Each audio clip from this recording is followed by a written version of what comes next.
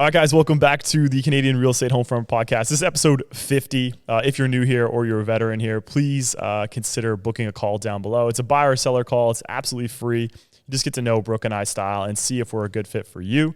But today we're excited. We have a guest on. His name is Jacob Perez. He's a big-time mortgage agent. He's an investor. I've seen some of his videos, so we're going to talk all things economics and financing and even a little bit of politics, although I know it rubs people the wrong way. But hey, it's what we want to talk about. So let's get into it, man. Welcome to the show. Thanks for having me. Anytime. So yeah, you're big in mortgages. Like I always see your videos and stuff like that. How's it going with like mortgages? What are you seeing out there with like Canadian finances and little things like that? Let's dive into that. I mean, it's a mixed bag of nuts. I mean, certainly it's harder for people probably than it was a couple of years ago, just given how much higher the interest rates are. I think there's different segments of people who have been affected differently throughout these last couple of years. You know, I think it's kind of funny. I think we're in this position right now where the first time buyers are actually in the safest position or maybe in the most advantageous position. And whereas those people who are investing in real estate who have 5, 6, 7, 10 properties, they've probably seen payments go up at scale across their portfolio, and they're probably in a tougher position. So I think everybody's in a bit of a different spot. Borrowing power is certainly down. Costs on not just mortgages, all loan products are up right now. So it's just a tighter time financially for most people. Yeah, I guess too, like I know there's like this renewal wall coming up in 24, 25, 26 of like billions of dollars. And like you just said, the investor class is kind of feeling it.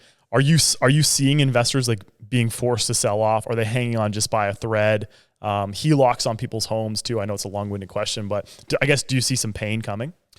I think the whole media-driven narrative, or whatever you want to call it, regarding this huge surge of renewals coming up, I think it's a little overhyped, and it's not going to be as detrimental as people think. I think it's actually significantly overhyped. Okay. I think where people are running into problems is there's definitely subsets of clients where they run up consumer debt, and on an annual or every couple of year basis, they'll usually just refinance their house and consolidate that consumer debt.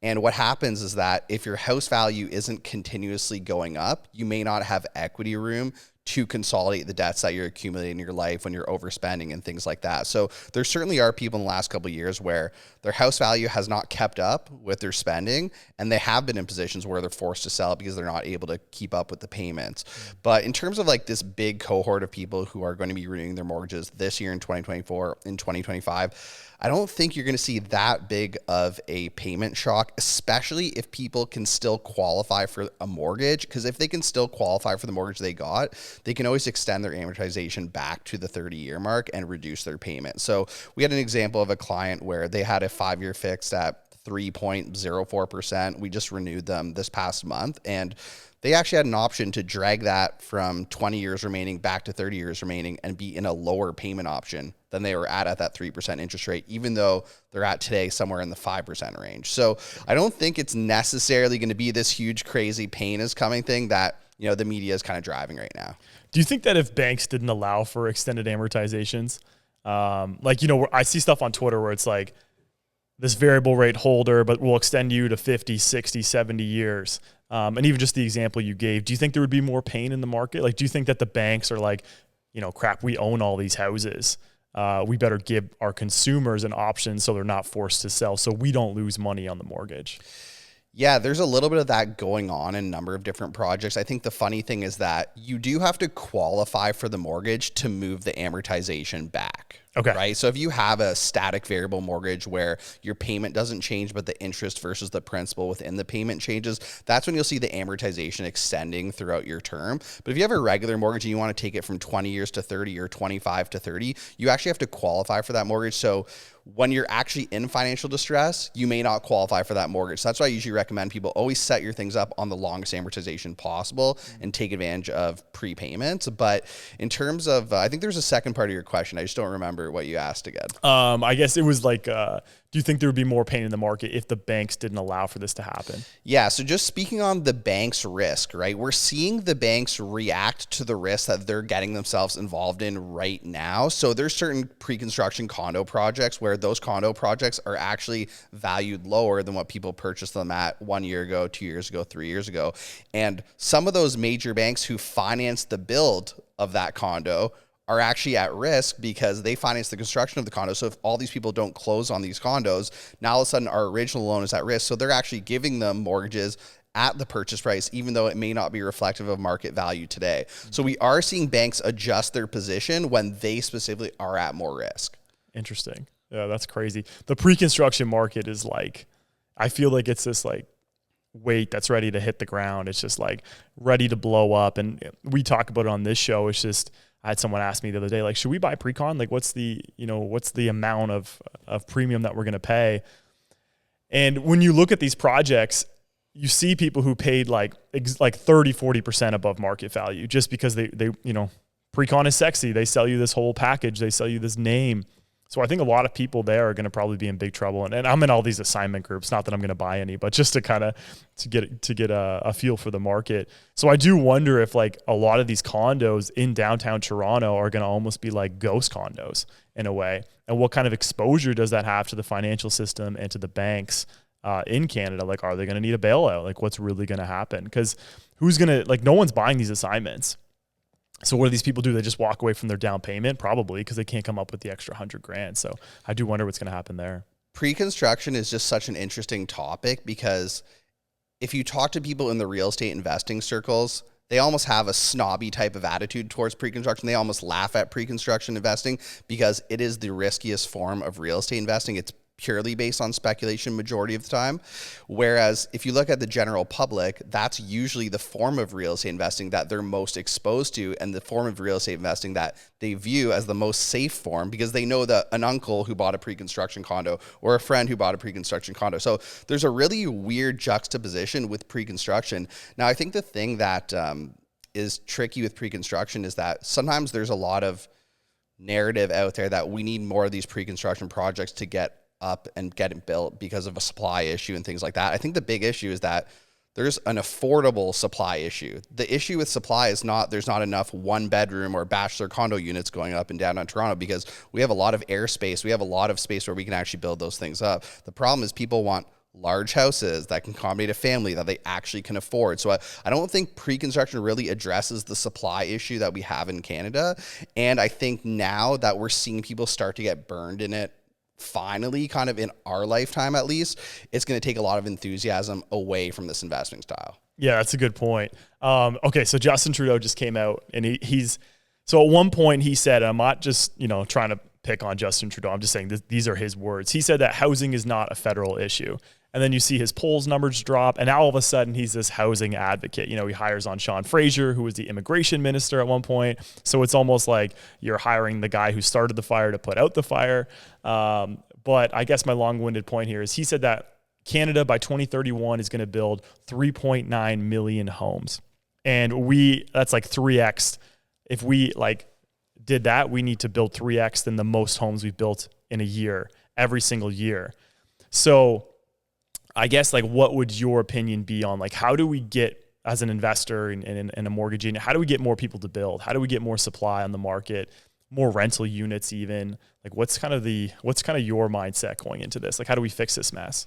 Well, it's tough, right? We need incentive. Everything is driven off incentive, right? And the biggest problem right now is that we have a government that they've accumulated more debt than every administration before them combined, right? So they need a lot of tax revenue just to sustain the minimum interest payments on the debt that they've accumulated.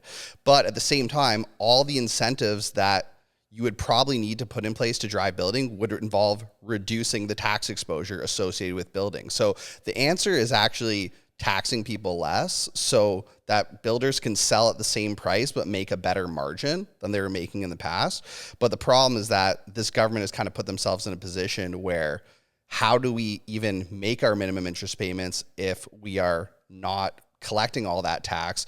And if we're not collecting that tax, that means we're gonna have to start cutting all these other programs. And we've seen that this government really has no interest in cutting anything. They're not cutting the salaries. They're not cutting the federal staffing. I mean, there's a lot of things going wrong right now, but budget cuts or operational cuts just don't seem to be anything they're willing to put on the table.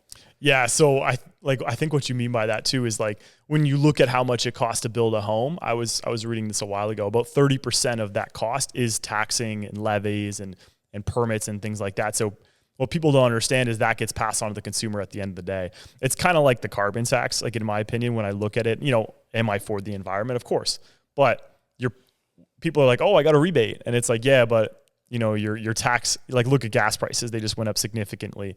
The farmer that makes the food, it's costing more for him to produce it. So he's going to upcharge. Then the transportation costs more to go from the farmer to the grocery store. So that's going to upcharge. So although you're getting this check and it looks okay, but really you're spending more money on goods out there because someone's got to pay for it. And usually it's the people who live in the society that pay for it. So yeah, I think that it is true that we need to decrease taxes, but decrease spending. If you look at the public sector, like the job growth in Canada, the public sector has just ballooned, right? Do you really need all these people working at the government? I don't think so. But what we've seen is the public sector balloon. We've seen the private sector slow and entrepreneurship slow as well. So obviously what's happening is you're not incentivized to hire more people or start a business here. And it's even evident in the new capital gains, the budget they just put out, the tax, they're going to raise it. Even the owner of Shopify came out and said, Canada is not an attractive place to go. You want to go to the States and go to other places. So yeah, I'm on the same board with you. I don't think that taxation is going to do anything well for the country. I think that if you give entrepreneurs and people who want to give back to society, they'll do a better job than the government will of providing these funds to the public. So, and you made a few interesting points there. And the one that you touched on was that the job growth in the government sector has been huge as opposed to the job growth in the private sector, which is really making the whole economy spin. And a lot of people like to pick on people who work for the government and things like that. I actually did work for the government for about 3 years. I actually recommend a lot of my clients, you should get a government job because you don't have to work after 5 o'clock. It doesn't grind you that hard. You have energy at work, and it usually gives you time to work on a side hustle or do something to build your career in another way. So I think government jobs are really useful for the people working them, but in terms of the efficiency or the way they run their operations, it's very bloated. When I worked at the government, I can tell you firsthand, it's not a lie that when 5 o'clock hit on the clock, you can hear all the clicks across the office go simultaneously of everybody logging off of their system because nobody stayed till 5:01 within a government office. So productivity isn't really big. I even worked one time a project management role within the government, and every single project would not be delivered on time. And it was never an issue. It was just part of the culture. We would have a deadline. We would miss that deadline. There was no repercussion for missing that deadline. We wouldn't even be job or graded poorly on our performance for missing those deadlines. So I've actually worked in a government organization for 3 years, and it is a lot of the things that people say it is who work on the outside. Interesting. Well, I mean, your boots on the ground. You've been there. And how long ago was this? This was between 2013 to 2016. Okay, so you're saying this was like a decade ago. So now Trudeau has ballooned the government by, I think it's over 25% of workers. And there's a lot of good people who work at these places. Yeah. The problem is that there isn't incentive in place for them to work hard. So even when I was working at the government, I would be looking for ways to work less. I was always thinking about how I can get away with working less. That was always on my mind because there was no real incentive for working extremely hard. Whereas I got into the mortgage field as a self-employed person, I started working incredibly hard. I became one of the top producing people in the country, but that was because there was an incentive associated with it. So we're getting to this economy right now where we're taking away incentive from people, and then we're seeing the production drop as a response. And now all of a sudden we're just in this tough environment to succeed in. Yeah. So Pierre Poilievre just came out and he said that cutting the carbon tax won't be enough to restore affordability in Canada. He actually wants to cut income tax. And a lot of people are saying, well, like, then how are we going to afford things? And I think what we need to grasp, and like, I'm still early in my economic understanding days, like studying past cycles and efficient countries, is that countries that produce and they export goods, they make a lot more money on the taxation of the goods, on the profit of the goods. In our case, it's natural resources, right? It's water, it's oil, it's, hydroelectric dams that we could look into and different things like that. But when you produce these goods and you make a profit that's not society's tax dollars, like income tax, then you take that money and you put it towards these social programs that everybody still wants, like dental or after kids school programs where they're getting food. Like, I'm in support of that, but how many times can you tax the same dollar is my point. So my long-winded point here is that if Canada uses its natural resources like a business, you wouldn't have to tax people as much. So I think that's where Pierre Poilievre is saying he's going to be able to reduce income tax by investing in the economy and not taxing people to death.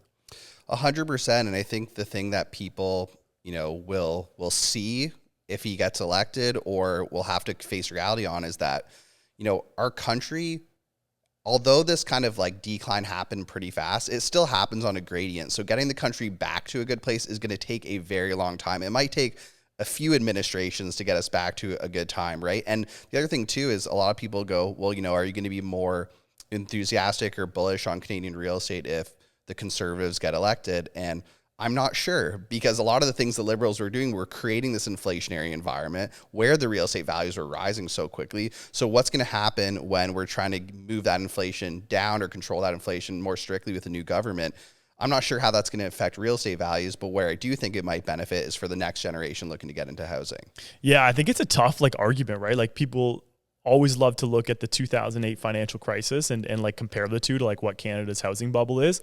But what's crazy about Canada is that we've commoditized real estate.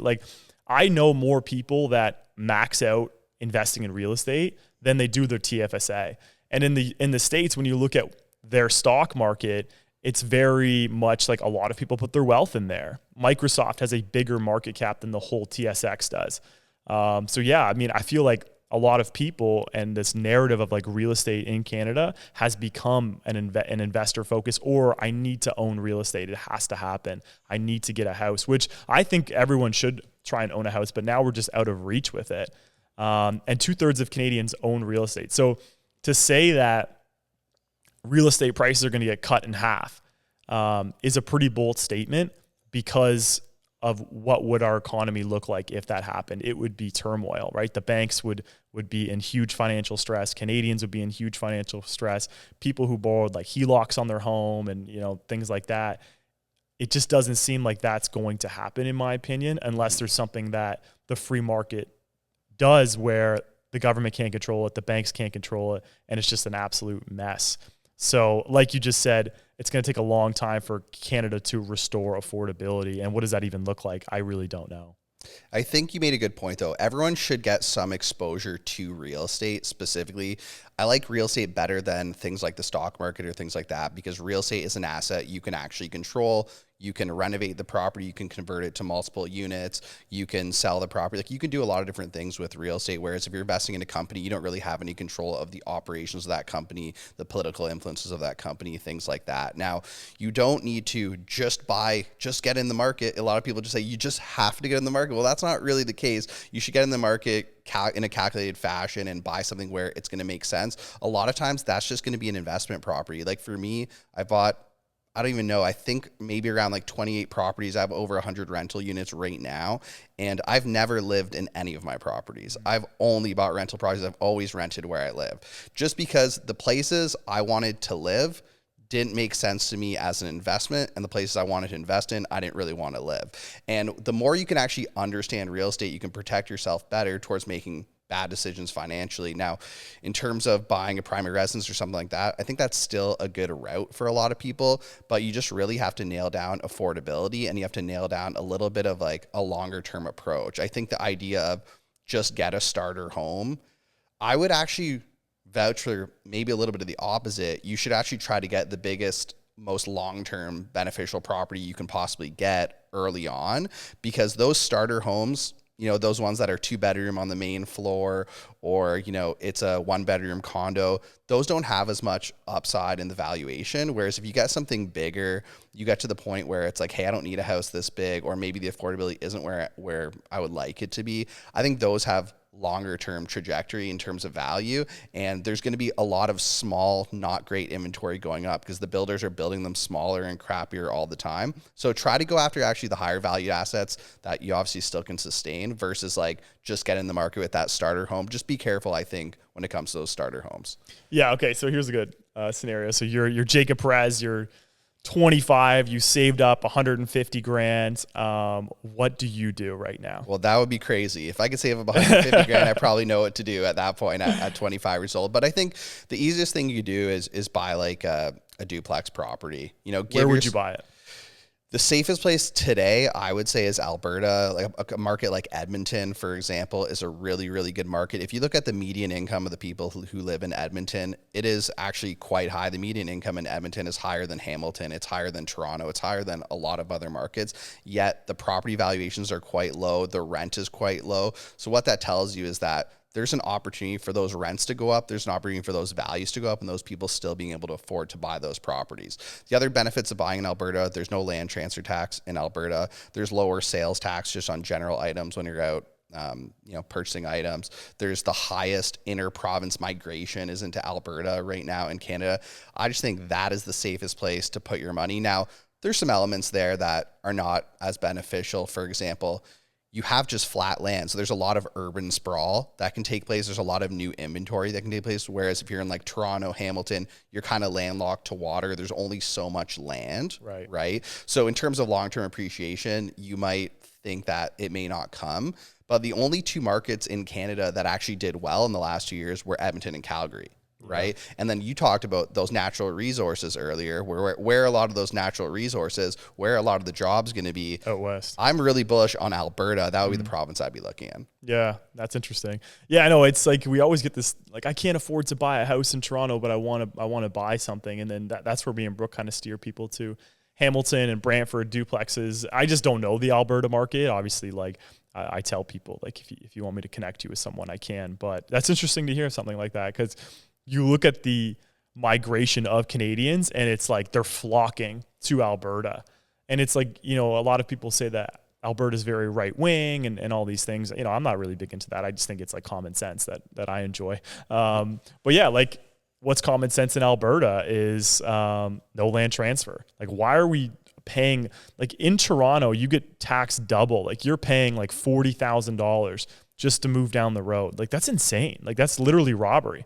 What are you doing? You're transferring a deed somewhere else? For someone to type in one person's name in a computer and delete another person's name in a computer, and that gives the government $60,000. Yeah. Plus they're getting the property tax. Plus they're getting the tax on the rental income. Plus they just increased the capital gains tax. I know we're getting taxed from 25 different angles on real estate. It feels like nowadays. It is crazy to me. And then also gas is cheaper there, right? I'm pretty sure.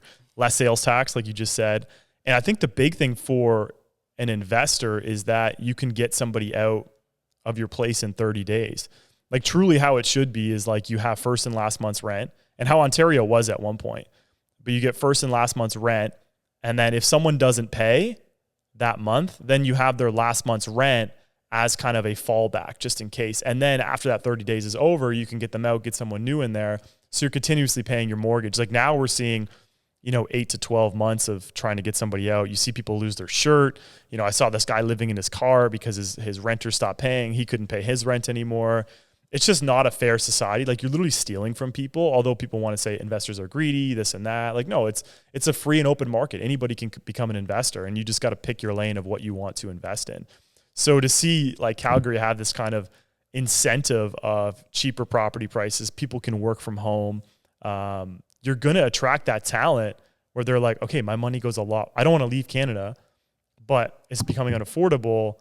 I'll go to Alberta and my money will go more there. So I'm seeing people all the time sell in Burlington, make a boatload of money that, do they deserve it? No, like you just got lucky.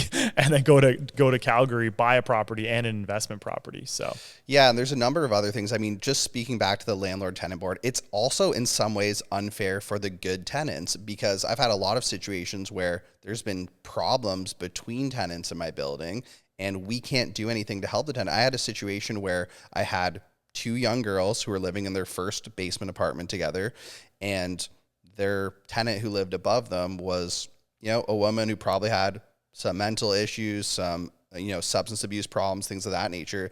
And this woman was threatening my tenants in the basement because they were apparently being too loud. We had her on the Ring camera screaming at them.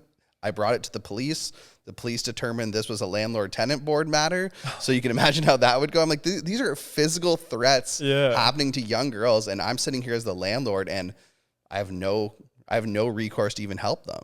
Right. So it's not just bad for the landlords, it's actually bad for the good tenants who are paying, who are respectful, who are quiet, who aren't making anybody else feel unsafe in the property. And then just to take it back to Alberta and all the great things, there's also other benefits in Alberta there's a lot of incentive to build in Alberta. There's a lot of incentive to improve multifamily property in Alberta because a lot of the loan programs that exist specifically benefit Alberta. And you're seeing the most building going up in Edmonton and Calgary in those areas specifically because the proper incentives are in place. Interesting. So let's talk about like how, if you wanted to build multifamily, say you are like a duplex investor, like what's the next step? Like what are these CMHC programs? What are these 50 years amortizations you can get? Kind of what incentives are you seeing right now? And my second part of my question is, what could they do better so we get more units built from like mom and pop investors like yourself? So I think the big thing is that anyone who's looking to do real estate investing or jump into larger multifamily space, I do think you want to get your feet wet in the smaller residential space. So 2 to 4 units, you want to buy 3 to 5, you want to buy 3 to 5 deals on the residential side. Get your feet wet with renovations, get your feet wet with property management, get your feet wet with bookkeeping, taxation, all that stuff. Just get a feel for what investing in real estate is like, because when you jump into the larger multifamily space, any mistake you make scales. It scales to 20 units or 40 units, whatever type of property that you buy, right? So you want to make sure you know what you're doing before you do that. The other thing too is that you want to make sure your liquidity position is really good. Same reason, like if you make a mistake with a residential property, maybe you didn't catch that it required waterproofing and now you have to pay $20,000 to waterproof a house. Whereas if you have an issue with an apartment building, that could be $100,000 issue. Like the CapEx is much bigger, right? Now, the big benefits of doing multifamily investing is that it doesn't disrupt your personal lifestyle. And what I mean by that is that you can get a commercial loan on a 20-unit building, and that building doesn't negatively impact your ability to buy a primary residence, to buy a cottage for your family, to co-sign for your kids. All these things are inhibited when you have 10 or 11 rental properties that are duplexes and triplexes. So big reason people pursue real estate investing or any type of investing is for that freedom aspect.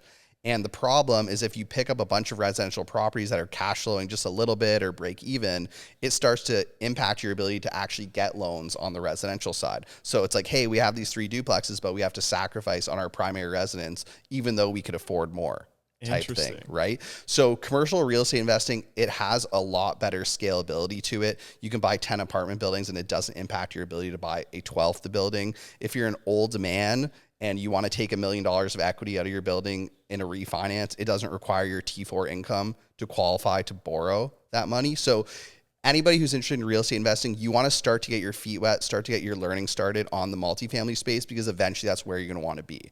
Right. Now, where we go to the CMHC financing part is that CMHC has always financed commercial properties as well as the residential properties. So most people are used to CMHC financing. When you buy your house with 5% down, there's that insurance premium.